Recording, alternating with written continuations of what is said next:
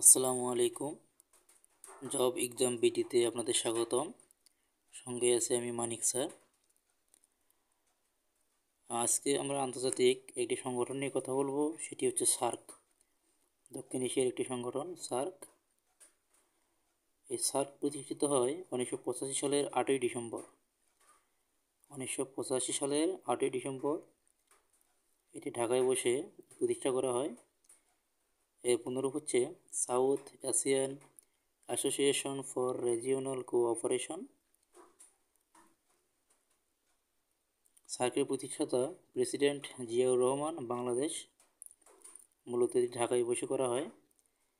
সার্কের সদর দপ্তর কাঠমান্ডু, নেপাল। সার্কের বর্তমান মহাসচিব গোলাম সারোয়ার, তিনি 15তম এবং সর্বশেষ মহাসচিব। সার্কের মোট সদস্য 8টি, সর্বশেষ আফগানিস্তান 2007 সালে।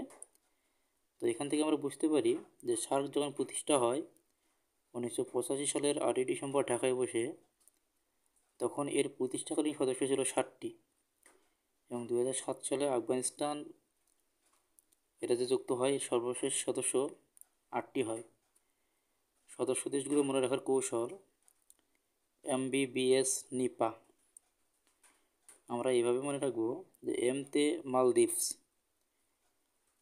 মালদ্বীপ মূলত একটি দেশ, কিন্তু অনেকগুলো দ্বীপের সমষ্টি, সেই জন্য মালদ্বীপস এর যুক্ত হয়।